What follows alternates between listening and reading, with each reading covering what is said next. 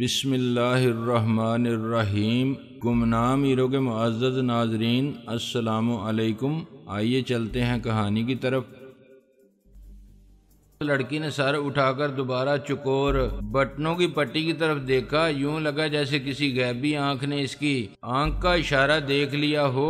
دروازے کے دونوں پٹ بے آواز طریقے سے دائیں بائیں کھسکنے لگے۔ میں نے لڑکی کے پیچھے پیچھے اندر قدم رکھا۔ آگے موٹے شیشے کی ایک اور دروازہ تھا، وہ خود بخود کھل گیا اور تب اچانک ہی مجھے احساس ہوا کہ میں تو اسی طویل و عریض حال میں کھڑا تھا جہاں میری آنکھ کھلی تھی۔ اب وہاں وہ اسٹریچر نما بیڈ نظر نہیں آ رہا تھا جس پر میری آنکھ کھلی تھی۔ اب میرے لیے یہ اندازہ لگانا مشکل تھا کہ وہ بیڈ کہاں موجود تھا اور کہاں سے نیچے گیا تھا۔ اس حال کی ساخت اور اس کا ماحولیاتی تاثر اپنی جگہ عجیب تر تھا۔ اسٹریچر نما بیڈ اور اس کرسی کا جس پر میں نے اینن کو بیٹھے دیکھا تھا اب کہیں نام و نشان تک نہیں تھا۔ میں لڑکی کی رہنمائی میں چھوٹی سی ایک مصنوعی پہاڑی کے گیپ سے گھوم کر دوسری طرف پہنچا تو اچانک ہی میں نے اپنے آپ کو بڑی سی ایک سفید میز کے قریب پایا۔ میز کے ایک طرف اینن اور ایڈی بیٹھے تھے، دوسری طرف ایک معمر جوڑا بیٹھا ہوا تھا۔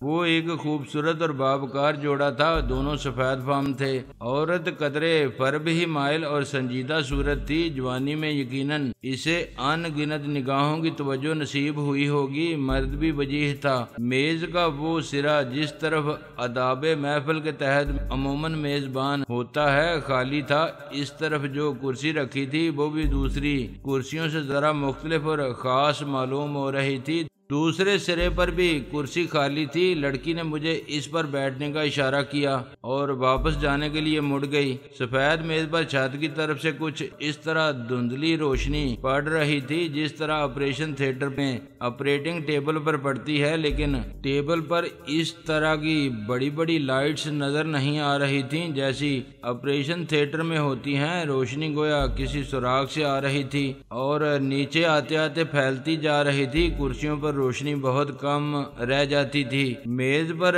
خاصی دودھیا روشنی ہونے کے باوجود اس گوشے کا ماحول نہایت خوابناک سا تھا۔ وہاں موجود چاروں افراد کے چہروں پر کچھ ایسی گمبھیر سنجیدگی طاری تھی جیسے وہ وہاں کسی قریبی ساتھی کی تعزیت کے لیے جمع ہوئے ہوں۔ اینن مجھے جب بھی نظر آیا تھا غیر سنجیدہ اور چہکتا ہوا ہی دکھائی دیا تھا۔ اس کی شخصیت بھی کچھ ایسی ہی تھی کہ سنجیدگی اس کے چہرے سے میل نہیں کھاتی تھی۔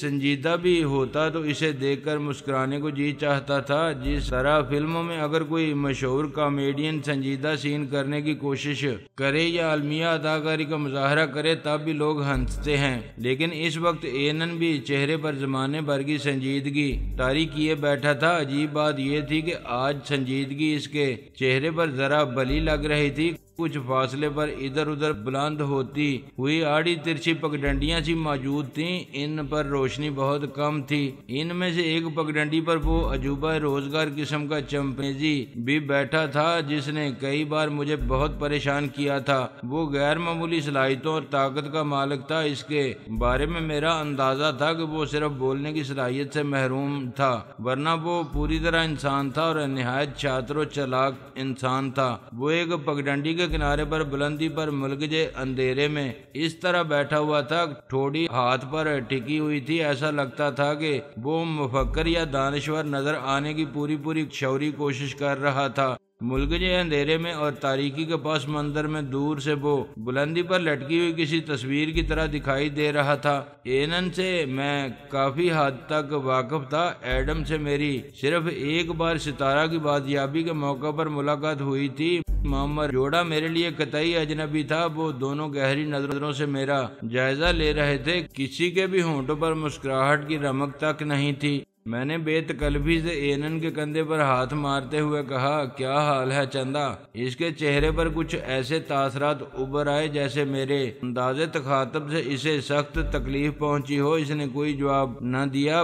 باقی تینوں کچھ اس طرح ایک ٹک میری طرف دیکھتے رہے جیسے اونچے طبقے کے پڑھے لکھے لوگوں کے ڈرائنگ روم میں کوئی اجاٹ قسم کا خالص دیہاتی گھس آیا ہو اور وہ ٹک ٹک دیدم دامنہ کشیدم کی تصویر بنے اس کی حرکات و سکنات دیکھ رہے ہوں۔ چمپینزی کا نام میری معلومات کے مطابق بلیک برڈ تھا۔ میں نے اس کی طرف اشارہ کرتے ہوئے اینن سے پوچھا، کیا آج کے اجلاس کی صدارت اسے کرنی ہے؟ اینن نے گویا خون کے گھونٹ بھرتے ہوئے کرسی کی طرف اشارہ کیا اور متانت سے بولا، بیٹھ جاؤ اور سنجیدہ رہنے کی کوشش کرو۔ بیٹھ تو میں جاتا ہوں، میں نے کرسی پر تقریباً گرتے ہوئے کہا، لیکن اس جگہ روشنی جتنی کم اور سنجیدگی جتنی زیادہ دیکھنے میں آ رہی ہے، مجھے اندیشہ ہے کہ اس سے میں بیمار نہ ہو جاؤں۔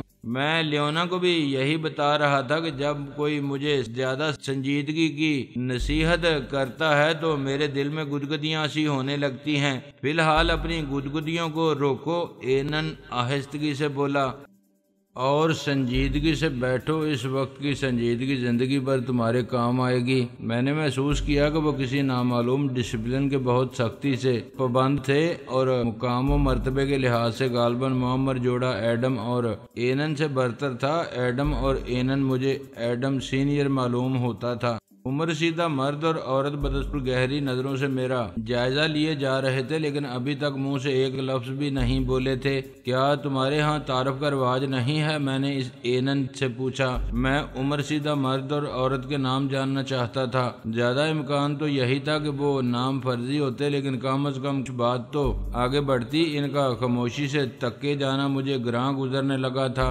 تعارف وغیرہ جیسی رسمیات کی ضرورت نہیں، اینن بولا، یہی کافی ہے کہ ہم تمہیں جانتے ہیں۔ چند لمحے کے لیے ماتمی سا سکوت آ گیا۔ میں پھر بغیر بولے نہ رہ سکا۔ کیا ہم یہاں کسی تعزیتی اجلاس میں شرکت کے لیے جمع ہوئے ہیں؟ ایڈم نے مجھے گورا۔ اینن نے بے چینی سے پہلو بدلا۔ معمر جوڑے کے چہرے بدستور ہر تاثر سے عاری رہے۔ ایڈم نے پہلی بار زبان کھولی اور صاف ستھری اردو میں بولا، ہمیں باس ون کا انتظار ہے، ان کی آمد پر میٹنگ شروع ہوگی۔ یہ باس ون کون ہے؟ میں نے غیر ارادی سے انداز میں پوچھا۔ ایڈم کی گویا سمجھ میں نہ آیا کہ وہ اس سوال کا کیا جواب دے۔ بے بسی امیز سے انداز میں ہاتھ پھیلاتے ہوئے بولا، باس ون ہے تمہارے ملک میں ہماری تنظیم کے مرحلہ وار انچارجز میں پہلا نمبر انچارج ون وہی ہے۔ تمام ضروری مسائل کو وہی ہینڈل کرتا ہے۔ اگر کوئی معاملہ اس کی حدود سے نکل جائے تو پھر باس ٹو کے سامنے آتا ہے۔ اور ہمارے ہاں کل کتنے باس ہیں؟ میں نے پوچھا۔ ایڈم نے عمر رسیدہ عورت کی طرف دیکھا، گویا اجازت طلب کر رہا ہو کہ اس سوال کا جواب دے دیا جائے یا نہیں۔ عورت کو گو کے منہ سے اب بھی کچھ نہیں بولی اور نہ ہی اس نے کوئی اشارہ کیا، لیکن شاید آنکھوں ہی آنکھوں میں اسے اسبات میں جواب مل گیا۔ وہ میری طرف دیکھتے ہوئے بولا، تمہارے ہاں یعنی پروجیکٹ پی کے میں 3 باس ہیں، باس 1، باس 2، باس 3۔ اچانک میز پر سرخ روشنی پھیل گئی۔ میں نے سر اٹھا کر دیکھا۔ چھت سے میز پر پڑنے والی تیز دودھیا روشنی ہی سرخ روشنی میں تبدیل ہو گئی تھی۔ اس کے ساتھ ہی ہلکا سا ایک بزر بجا روشنی دوبارہ سفید ہو گئی۔ میں نے دیکھا ایڈم، اینن اور معمر جوڑا مؤدبانہ انداز میں کھڑا ہوا تھا۔ اینن نے آنکھوں ہی آنکھوں میں مجھے بھی اٹھنے کا اشارہ کیا، لیکن میں نے اپنی جگہ سے حرکت نہیں کی جب تک مجھے معلوم نہ ہوتا کہ آنے والا کون ہے اور وہ احترام کا مستحق بھی ہے یا نہیں۔ میں کھڑا نہیں ہو سکتا تھا۔ سب نے آنکھوں ہی آنکھوں میں مجھے گورا، لیکن میں نے سوچا جو ہوگا دیکھا جائے گا۔ وہ چاروں روبوٹس کی طرح اکڑے ہوئے اور ساکت کھڑے تھے۔ مجھے زیادہ تجسس میں مبتلا نہیں رہنا پڑا۔ کچھ فاصلے پر چھوٹی اور قدرے بیضوی سی ایک پہاڑی تھی جو بالکل قدرتی پہاڑی کی طرح کھردری اور ناہموار نظر آ رہی تھی۔ اس میں کہیں کہیں گڑھے بھی دکھائی دے رہے تھے۔ اس پر گھاس بھی اگی ہوئی تھی اور کہیں کہیں کائی بھی جمی ہوئی تھی، لیکن نہ جانے کیوں مجھے شبہ ہو رہا تھا کہ وہ پہاڑی اور اس پر نظر آنے والی گھاس وغیرہ سب کچھ مصنوعی تھا۔ میرے خیال میں یہ تو مشکل ہی تھا کہ وہ پہاڑی انہوں نے بالکل صحیح سالم کہیں سے لا کر یہاں سجا دی ہو۔ اس پہاڑی کے عقب میں اندھیرا تھا۔ اسی اندھیرے گوشے سے ایک دراز کا شخص نمودار ہوا اور نپے تلے قدموں سے مستد انداز میں میز کی طرف آ گیا۔ وہ بالکل اسی طرح نمودار ہوا تھا جیسے اندھیرے نے اسے اپنی کوکھ سے اگلا ہو۔ یہ اندازہ لگانا مشکل تھا کہ وہ کہاں سے اور کس راستے سے آیا تھا۔ اس کرسی کے قریب پہنچ کر وہ ڈرامائی انداز میں رک گیا جو غالباً اسی کے لیے مخصوص تھی۔ وہ دوسری کرسیوں سے ذرا مختلف اور قدرے شاہانہ سی ساخت کی تھی۔ میں اپنی جگہ بیٹھا ایک اس کی طرف دیکھ رہا تھا۔ آدمی تو وہ ٹھیک ہی تھا، بس ذرا دراز قد تھا اور اس کے کندھے غیر معمولی طور پر چوڑے تھے۔ ایسا معلوم ہوتا تھا کہ اس نے اپنے نفیس اور بیش قیمت سوٹ کے نیچے بھی کوئی موٹا اور دبیس لباس پہن رکھا تھا، لیکن سب سے بڑی وجہ جس نے مجھے ایک ٹک اس کی طرف دیکھنے پر مجبور کیا تھا کچھ اور تھی۔ حیرت کی بات تھی کہ اس کا کوئی چہرہ ہی نہیں تھا۔ اس کے نہایت چوڑے کندھوں کے درمیان سر کی جگہ ایک بہت بڑا سفید انڈا رکھا ہوا تھا۔ میں نے شتر مرغ کا انڈا کبھی دیکھا نہیں تھا، لیکن میرا خیال تھا کہ وہ بھی اتنا بڑا نہیں ہوتا ہوگا۔ سر اور گردن کی جگہ بس وہ انڈا ٹکا ہوا تھا۔ اندازاً جہاں اس کی ناک ہونی چاہیے تھی وہاں جلی انداز اور سیاہ رنگ میں ایک کاہنسا نظر آ رہا تھا۔ اس وقت آن گنت سوچوں میں نہ الجھا ہوا ہوتا تو شاید اسے دیکھ کر مجھے بے اختیار ہنسی آ جاتی۔ حیرت کی بات تھی کہ اس بڑے سے انڈے میں آنکھوں کی جگہ بھی کوئی سوراخ وغیرہ نہیں تھے۔ اس کے باوجود وہ اسی طرح مستعدی سے چلتا ہوا آیا تھا جیسے اسے ہر چیز بالکل صاف نظر آ رہی ہو۔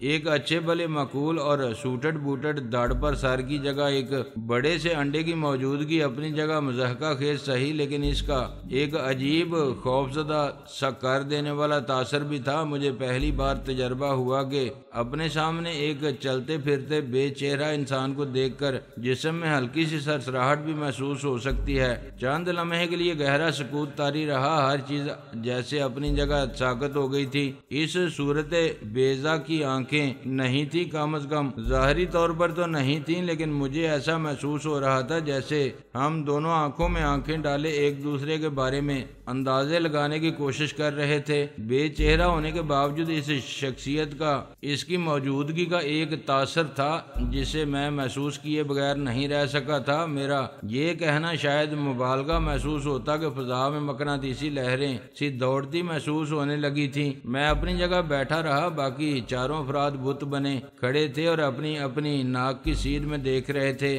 مجھے یہ توقع ہرگز نہیں تھی کہ باس ون اس قسم کی شخصیت ہوگی۔ آخرکار وہ خود ہی میری کرسی کے قریب آیا اور مصافحے کے لیے ہاتھ بڑھاتے ہوئے بولا، خوش آمدید مسٹر افضل چودھری۔ میں نے مصافحے میں کوئی حرج نہ سمجھا۔ ایک لمحے کے لیے ہمارے ہاتھ مضبوطی سے ایک دوسرے میں پھنسے رہے۔ اس کا ہاتھ فولادی تھا، اس کے ہونٹ تو تھے نہیں جو بولتے وقت ہلتے، لیکن اس کی آواز مجھ تک پہنچ گئی، تاہم آواز کچھ ایسی ہی تھی جیسے کسی کم طاقت کے مائک اور اسپیکر کے ذریعے آئی ہو۔ اس نے مجھے انگریزی میں خوش آمدید کہا تھا۔ میں پوری طرح بد اخلاقی کا مظاہرہ کرنے پر تلا ہوا تھا۔ میں نے اس کا شکریہ تک ادا نہیں کیا۔ اس کے احترام میں اٹھنے کی زحمت بھی میں نے ابھی تک نہیں کی تھی، لیکن ایسا معلوم ہوتا تھا کہ اس نے میری ان گستاخیوں کو نظر انداز کر دیا تھا۔ اس نے اینن وغیرہ کو بیٹھنے کا اشارہ کیا۔ آپ کو یہاں کوئی تکلیف تو نہیں ہوئی مسٹر چودھری؟ اس کی آواز ایک بار پھر میری سماعت تک پہنچی۔ اگر وہ کسی اسپیکر کے ذریعے پہنچ رہی تھی تو وہ یقیناً بہت ہی چھوٹا لیکن نہایت نفیس ساخت کا اسپیکر تھا۔ اس کے ذریعے یقیناً ایک سرگوشی کا زیرو بم بھی صحیح طور پر محسوس کیا جا سکتا تھا۔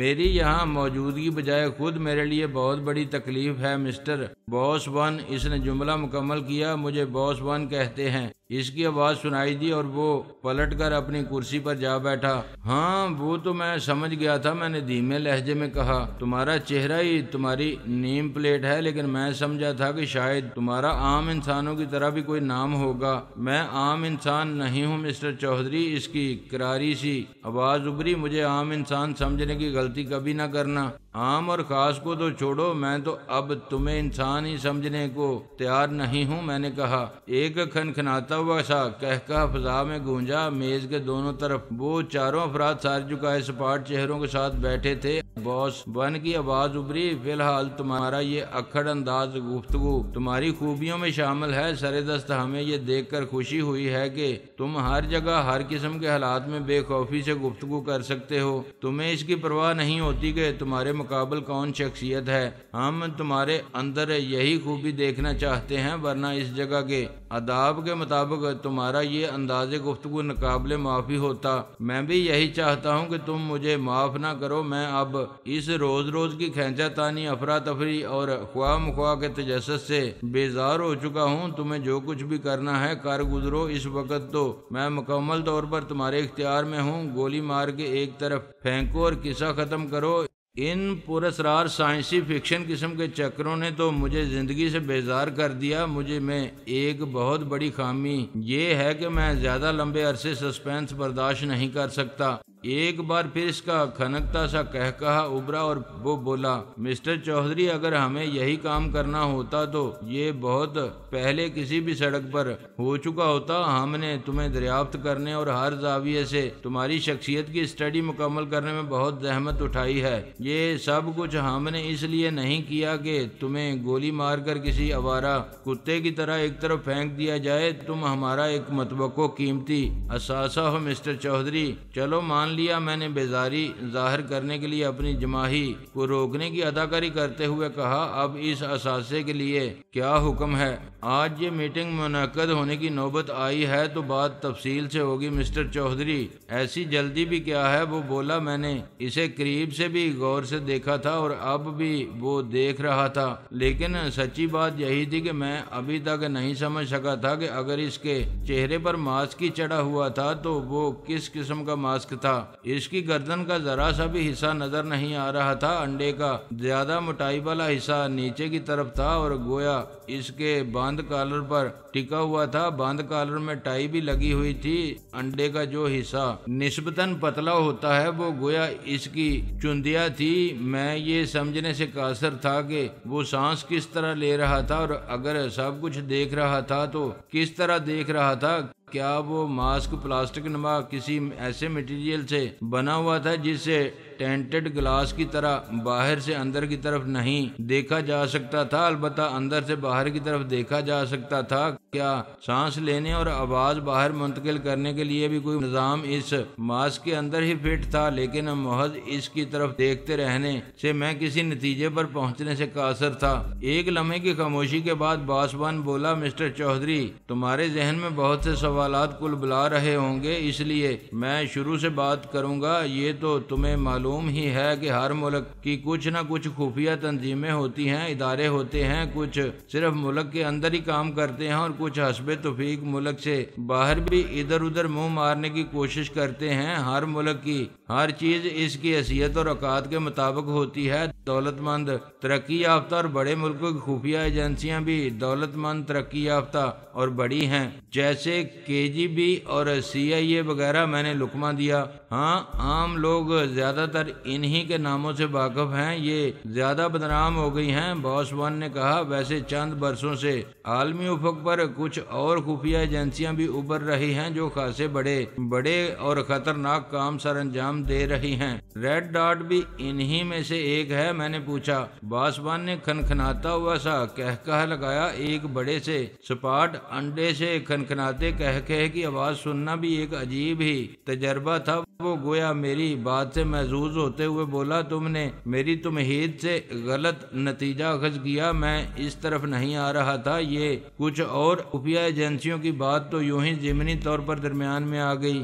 میں یہ کہہ رہا تھا کہ خفیہ ایجنسیاں تو اپنا کام کرتی ہی رہتی ہیں اور دنیا ان کے نتائج بھگتتی رہتی ہے۔ میں نے پھر لقمہ دیا۔ ہاں، اس نے سپاٹ لہجے میں کہا اور ایک لمحے کے توقف کے بعد بولا، دنیا میں یوں تو بہت سی سفید فام قومیں ہیں، لیکن صحیح معنوں میں طاقتور اور قابل ذکر قومیں صرف 6 ہیں۔ باقی زیادہ طاقتور اور مضبوط قوم کے طور پر ابھر نہیں سکیں، یا وہ ایک دوسرے میں غلط ملت ہیں۔ جن 6 قوموں اور 6 ملکوں کا میں ذکر کر رہا ہوں، ان میں سے کچھ دوسری جنگ عظیم کے دوران آپس میں برسرے پیکار رہے، لیکن اس جنگ نے انہیں بہت بڑا سبق سکھا دیا اور انہوں نے ایک لیگ آف نیشنز کی جگہ یونائٹڈ نیشنز آرگنائزیشن یعنی UNO بنا لی۔ میں نے کہا، ہاں، لیکن یہ تو محض رسمی کام ہے جو دنیا کی تسلی کے لیے کیے جاتے ہیں اور ان میں دنیا کو بھی شریک کر لیا جاتا ہے۔ گو کہ یہ ادارہ بھی صرف سپر پاور ہی کے مفادات کی حفاظت کا فریضہ انجام دے رہا ہے۔ اگر انصاف اور قوموں کی برابری کا تصور اس کے پیش نظر ہوتا تو اس کے منشور میں ویٹو پاور کی شک نہ رکھی جاتی۔ میں تمہارے اس خیال سے متفق ہوں، میں نے مدبرانہ انداز میں سر ہلایا، لیکن اس خوش فہمی میں مت رہنا کہ میں تمہارے ملک کی یا اس جیسے دوسرے چھوٹے ملکوں کی ہمدردی میں یہ بات کر رہا ہوں۔ اس نے گویا فوراً ہی میری خوش فہمی دور کی۔ بات ذرا آگے چل کر واضح ہوگی۔ یہ میں صرف پس منظر بیان کر رہا ہوں اور کچھ تم بیچ میں غیر متعلق چیزوں کا ذکر لائے جا رہے ہو۔ پھر وہ خود ہی بولا، لیکن یہ بھی ایک لحاظ سے اچھا ہے، بات اور بہتر طور پر تمہاری سمجھ میں آ جائے گی۔ ہم تمہیں سب کچھ صاف صاف بتا دینا چاہتے ہیں، کسی دھوکے میں نہیں رکھنا چاہتے۔ لیکن تم جن 6 ملکوں کا ذکر کر رہے تھے ان کے تم نے نام نہیں بتائے۔ میں نے کہا وہ میں ابھی بتاؤں گا بھی نہیں۔ اس نے بلا تامل جواب دیا، اس کی کوئی ضرورت نہیں ہے، اصل بات جو تمہارے لیے سمجھنا ضروری ہے وہ کچھ اور ہے۔ ہاں تو میں کہہ رہا تھا کہ دوسری جنگ عظیم سے 6 ملکوں نے سب سے زیادہ سبق بھی سیکھ لیا، UNO بھی بن گئی، اس سے بھی بڑے اور طاقتور ملکوں کے مفادات کی حفاظت ہو رہی ہے۔ لیکن ان ظاہری انتظامات کے علاوہ بھی انہوں نے خفیہ طور پر یہ طے کیا اور ایک طرح کا اخلاقی سا معاہدہ کیا کہ وہ آپس میں کبھی نہیں لڑیں گے۔ ویسے تو وہ اپنے خاص چہیتوں کو بھی آپس میں نہیں لڑنے دیں گے، لیکن اگر یہ ان کے بس میں نہ ہوا تب بھی کم از کم وہ 6 کبھی ایک دوسرے کو معمولی سی گزند بھی نہیں پہنچائیں گے۔ دوسری عالمی جنگ نے انہیں جو سبق دیا تھا، اس کے بعد ان کے لیے اس اخلاقی معاہدے پر قائم رہنا نہایت آسان تھا۔ وہ آج تک اس پر ثابت قدم چلے آ رہے ہیں۔ جنگ کے دوران جو ایک دوسرے کے خون کے پیاسے تھے، آج وہ بھی در پردہ ایک دوسرے کے ہمدرد، بہی خواہ اور مفادات کے نگراں ہیں۔